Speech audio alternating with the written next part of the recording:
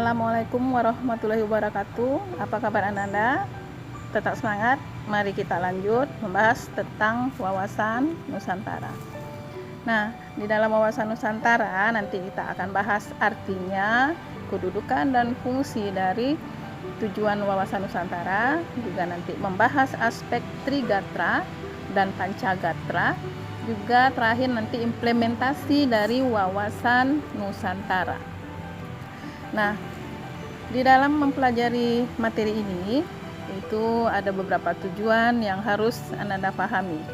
Nah, intinya kita belajar wawasan Nusantara untuk mengerti, memahami bahwa keragaman itu bukanlah suatu hal yang akan membuat kita sebagai bangsa yang terpecah belah.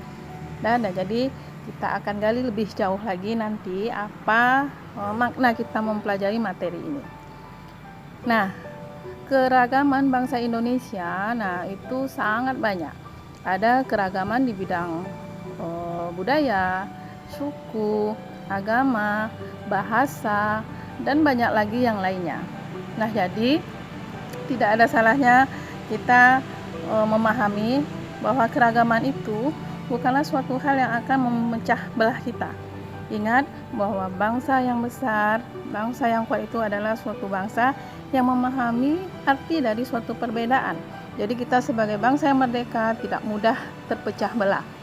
Nah, sekarang pengertian dari wawasan Nusantara. Nah, jadi wawasan Nusantara itu adalah keseluruhan perbedaan yang ada dalam suatu bangsa. Nah, jadi di dalam wawasan Nusantara itu nanti dia menjadi pola yang mendasari cara kita berpikir, bersikap, bertindak dalam rangka mengatasi permasalahan perbedaan yang ada di dalam bangsa itu sendiri. Nah, hakikat dari wawasan Nusantara. Nah, jadi hakikat dari wawasan Nusantara itu adalah keutuhan suatu bangsa, keutuhan Nusantara dalam pengertian cara pandang kita terhadap keutuhan dalam bangsa kita sendiri, yang gunanya adalah untuk kepentingan nasional. Nah, kalau azasnya, azas wawasan Nusantara ini itu merupakan suatu ketentuan ataupun kaedah dasar yang menjadi pedoman bagi bangsa kita untuk membentuk bangsa yang bersatu. Nah, azas wawasan Nusantara.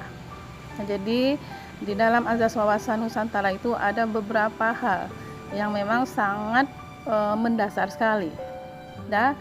Ada kepentingan yang sama, ada keadilan, kejujuran, solidaritas, kerjasama, dan terakhir kesetiaan terhadap kesepakatan bersama. Nah, jadi hal inilah, azas-azas inilah yang membuat kita bersama. Dan ada kepentingan-kepentingan kita di situ. Ada suatu bentuk solidaritas kita sebagai bangsa Indonesia, sebagai bangsa yang besar. Makanya kita tidaklah menjadi suatu bangsa yang tidak peduli dengan azas-azas yang sudah mengikat kita sebagai suatu bangsa. Nah, konsep wawasan Nusantara. Jadi konsep wawasan Nusantara itu dia merupakan suatu wadah, suatu isi, suatu tata laku. Jadi maksudnya begini, di dalam kita hidup bersama, dalam suatu negara, dalam suatu daerah, atau dalam suatu suku yang berbeda, di situ nanti intinya ada tata laku yang mengikat kita. Dalam arti kata, perwujudan sikap perilaku kita itu tidak menyimpang sehingga menimbulkan suatu perpecahan. Nah, bisa Anda lihat di sini ada kedudukan, fungsi dan tujuan dari wawasan Nusantara. Dapat Anda lihat di sini, Anda baca di sini. Nah, jadi wawasan Nusantara itu adalah sebagai satu konsepsi ketatanegaraan Republik Indonesia. Jadi di awal sudah kita bahas, dan juga di kelas 10 sudah kita pelajari juga apa itu kedudukan, fungsi, dan tujuan dari wawasan Nusantara.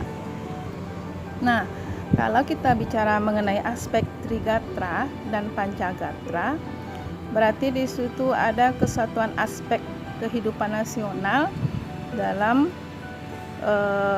hal-hal yang sifatnya alami dan juga hal-hal yang bersifatnya sosial. Jadi kalau dia terdapat dalam aspek alami, berarti dia termasuk di dalam Trigatra, dan aspek sosial nanti termasuk di dalam Pancagatra. Nah, di aspek Trigatra, nah berarti di sinilah yang disebut dengan alami tadi. Nah, ada letak geografis, ada keadaan dan kemampuan penduduk, ada keadaan dan kekayaan alam. Nah, intinya perbedaan tiga ini itu dirangkum dalam suatu aspek Trigatra. Nah, kemudian dalam pelaksanaannya kita mampu berperilaku sesuai dengan konsep persatuan dan kesatuan. Nah, kalau di dalam aspek Pancagatra ada aspek ideologi, politik, ekonomi, sosial, budaya, kemudian aspek pertahanan dan keamanan. Nah, jadi perbedaan suatu bangsa itu nanti disatukan dalam suatu aspek Pancagatra. Aspek ideologi misalnya, berarti kita mempunyai satu ideologi yang sama. Politik begitu juga, kita punya satu konsep politik yang sama. Nah, demikian juga seterusnya sampai nanti kepada aspek pertahanan dan keamanan. Nah, implementasi wawasan Nusantara dalam berbagai bidang kehidupan, ada bidang politik, ekonomi, sosial, budaya, dan juga ada pertahanan dan keamanan. Nah, jadi implementasinya apa nanti? Berarti di sini kembali kita menempatkan pola perilaku kita sehingga nanti dia menjadi suatu pola kehidupan, pola tata laku yang tidak keluar dari konsep wawasan Nusantara. Ya, demikian saja Ananda. Pahami lagi materi ini dengan belajar mandiri.